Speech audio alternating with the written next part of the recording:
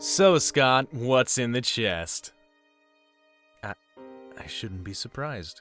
When the driving force behind your community is curiosity, answers are bound to be kept a mystery. Look at the supposed hidden path in Stanley Parable, Doug Ratman in Portal, or even the many mysteries of Gravity Falls. Sure, we'll be given a lot of hints and curveballs, but if the creators were to give us all of the answers, then a large portion of the fandom would fade away. We may never get the satisfaction of knowing what theories were right, but we can always wait to see what the movie has to offer. And hey, even if we don't get the answers we're looking for, it's still fun to try and figure it out. In any case, now's a better time than any for me to share my thoughts on the FNAF timeline, as well as a few theories about the characters. But first, roll the intro. Hello interwebs, I'm Eric and welcome to TheLooneyTurtle. Five Nights at Freddy's has so much information strewn about the 4 different games, making it extremely difficult to get a full picture of everything. I just wanted to do a little bit of digging and create a video of my findings, but instead I've had to spend hours upon hours listening to sound clips, minigame recordings, and connecting as many dots as I possibly can. This isn't an easy subject to cover, so I hope that this video is worth all the blood, sweat, and tears. At this point, everyone should know that the first location in the timeline is most likely Fredbear's Family Diner, as mentioned by Phone Guy in FNAF 2. We're going to try to contact the original restaurant owner.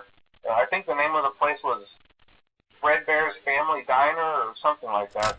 Not much is known about this location, making it hard to put a date along with it, but since Fredbear and Friends came into existence, or was already established in 1983, this means that the diner likely existed in the 70s or possibly earlier. It doesn't appear to have a lot of relevance to the main story though, so the next notable thing in the FNAF timeline is the animatronics being introduced to the Fazbear or Fredbear food chain. One of the main pieces of dialogue that helps us put a date along with this is what Phone Guy says on your first night of FNAF 1. If I were forced to sing those same stupid songs for 20 years and I never got a bath, I'd probably be a bit irritable at night too. If you use minimum wage as a basis, this game likely took place in 1993, meaning that the animatronics were introduced around 1973. Might have been earlier since, you know... Oh no. But I'm led to believe that this was likely when Fredbear's Family Diner still existed, because they need to have at least some involvement with the Fazbear characters, especially if Fazbear Entertainment has to get a hold of the original owners during FNAF 2. This could mean that a Fazbear restaurant existed in the 70s alongside the diner, and sometime between 1973 and 1980, Fazbear Entertainment took over the food chain. But what restaurant was opened in 1973? Maybe one we haven't seen, but possibly the FNAF 1 location. It isn't impossible for this location to have existed in the 70s, and it would leave room for these minigames to have taken place. We start out with Freddy as one of the only characters able to give cake to the children, while Purple Guy's first victim sits outside of the restaurant. Since this non-golden animatronic is likely Freddy, coupled with the fact that this murder isn't done with Purple Guy's signature lead the kids to the back room method of murders, means that this is likely an early murder in the Fazbear food chain. Since this kid died due to Purple Guy, and the puppet jumpscare happens afterwards, I'm led to believe that this kid becomes the puppet. But what about the FNAF 4 kid? I will admit that there's a lot of evidence to support the theory that this kid becomes the puppet, or even Golden Freddy, but there's one thing that makes him stand out from the rest of the kids in these games. What's that? He wasn't killed by Purple Guy. Freddy, Chica, Bonnie, Foxy, the 5 children strewn about the FNAF 2 location, all of them were likely killed by Purple Guy.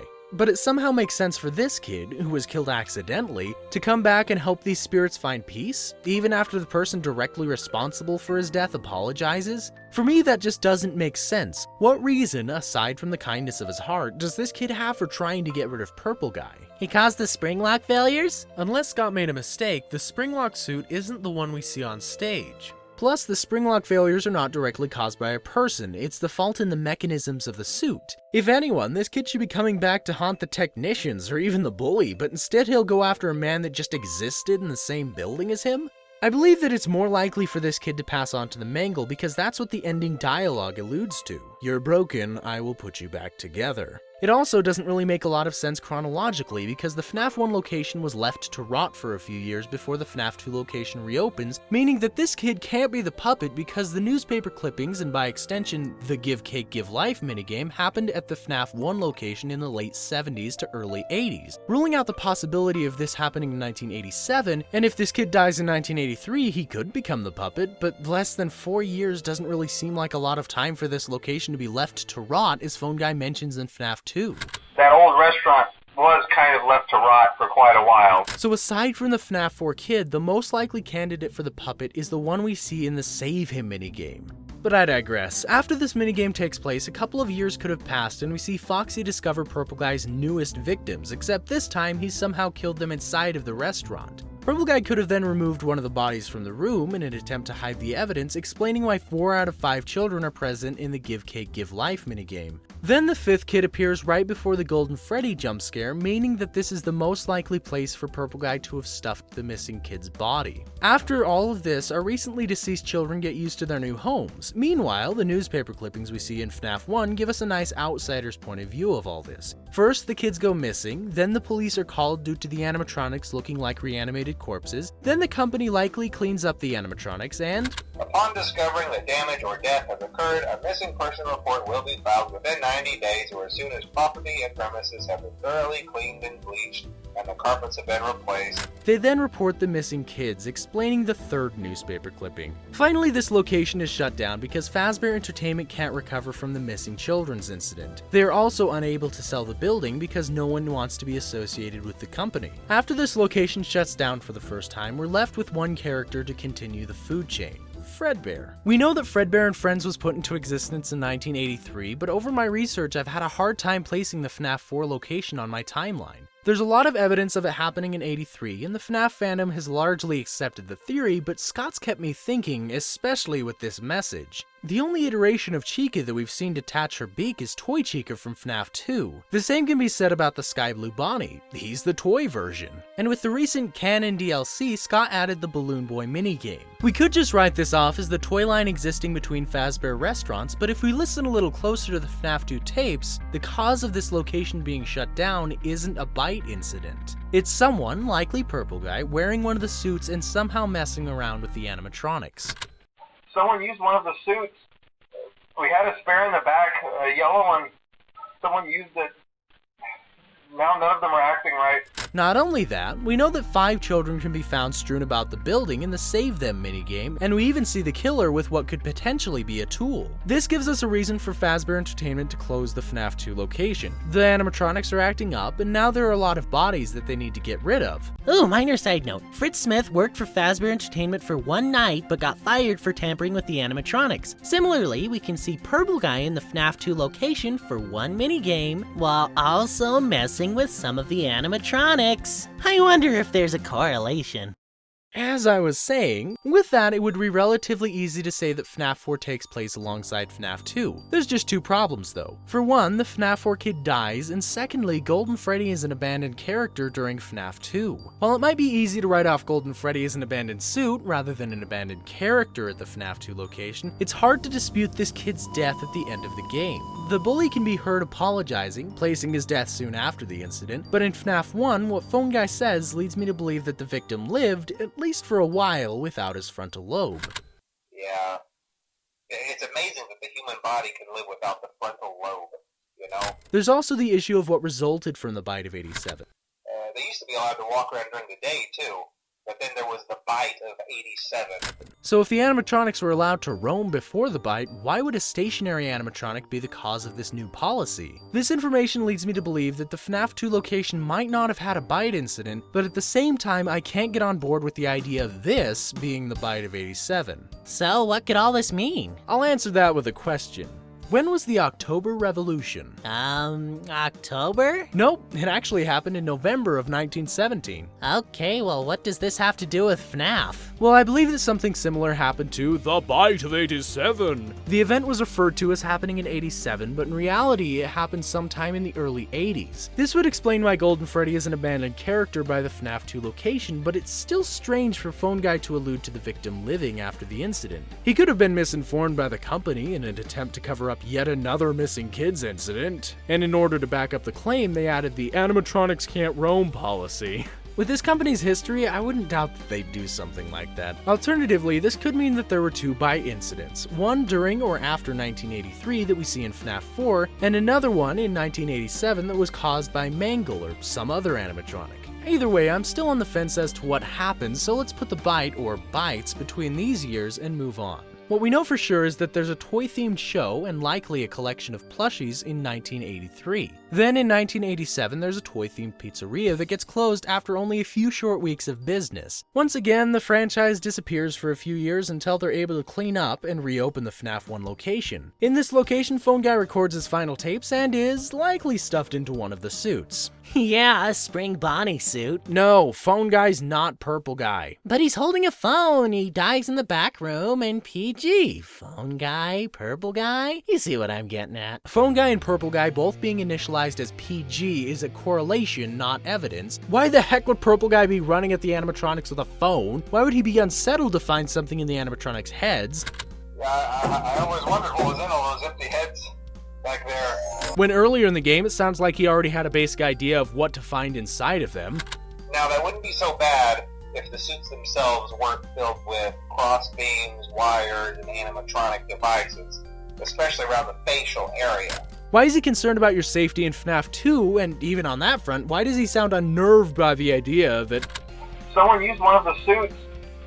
We had a spare in the back, a yellow one. And from what I've been able to piece together, Purple Guy dies before or after the FNAF 1 location reopens for the final time. Some guy who helped design one of the buildings says it was like an extra room that got boarded up, or something like that. This means that the room was sealed off, and the most likely time for that to have happened is before the FNAF 1 location reopens. What makes you say that? When Purple Guy's in the safe room, there are a few arcade cabinets, possibly meaning that rather than being sealed off in the 1970s or early 80s, this location's safe room was converted to an arcade. Then after the FNAF 2 location shuts down, they could have sold the land and moved the animatronics to the previous location, explaining how Purple Guy was able to disassemble them. Alternatively, he could have waited a few years after the FNAF 1 location was shut down and do the same things. The only problem though is how Phone Dude explains the room. Some guy who helped design one of the buildings says it was like an extra room that got boarded up, or something like that. He heavily implies that it was sealed off or boarded off by the time he got to it, meaning that Purple Guy likely died before the location reopened. Either way, he can't be Phone Guy. Why not? Phone Guy died while the FNAF 1 location was in business, making it impossible for him to have died before, and if he died after the location was shut down, then he did one hell of a job staging his own death, and the reason he faked his own death is a complete mystery. So then who's Purple Guy? You posed the idea earlier that he could be Fritz Smith, but aside from that, I don't know. I just don't believe that he's Phone Guy because he just doesn't seem like the right character. Especially when Scott makes it a point to remind a fan that Game Theory got almost everything right after asking about the true identity of Purple Guy. So if Purple Guy dies before the FNAF 1 location, then why are they still haunting Mike? While I may have ruled out the possibility of Purple Guy being Phone Guy, it's still possible for Purple Guy to have died after the FNAF 1 location closes its doors for the final time. Or, a theory that still floats around, there are two Purple Guys. Again, I don't know, but I think Mike might be someone that we've seen earlier in the timeline. Why? Well, what's different about Freddy in this game? I don't know, what? The quote, "It's me," and his pupils. Why would Golden Freddy be telling this particular security guard, "It's me"? Is it some sort of calling card for the person whom you indirectly murdered? Oh, you're saying that Mike Schmidt is the bully from FNAF 4. Mind you, it's a far-fetched idea, but it could be possible. In FNAF 4, the bully looks rather young, so he's got a few years to wait before he can work the night shift. But I don't really have a lot of evidence aside from that, so moving on. The final location in my timeline is Fazbear's Fright that opens up 30 years after Freddy Fazbear's Pizza closes its doors. Since we don't know when that happens, the exact date for Fazbear's Fright is 20XX. Aside from supplying us with some useful information about the past, I don't believe that anything relevant to the main story happens during this game. What we do know is that the puppet and Purple Guy might still be living on in the animatronics, even after Fazbear's Fright burns down, but for now, we'll never know. With that said, I'd like to give a special shout out to Phoenix Conrad, who created some amazing doodles for this video, like Purple Guy, the FNAF 4 kid, and so many more. He's also the one who came up with Looney's current design and drew together this seaweed, background, subscribe button. Main point is that he's amazing, so show him some love by checking out some of his stuff, link in the description. There's also Ryan Stunkel, who was kind enough to allow me to use his music in this video. Really adds to the mood, you know? Oh, and while you're at it, consider becoming a Patreon today. I really think I've earned it with this video. I mean, look at the time. It's gotta be the longest theory video to date. Or if you're more interested in hearing me ramble on and on, then check out some of my other FNAF theories on the right. Or if you're as tired of FNAF as I am at this point, I don't blame you. Go go ahead and check out my Steven Universe video on the left. With all that said, feel free to let me know what you all think in the comments below, and I'll see you next time.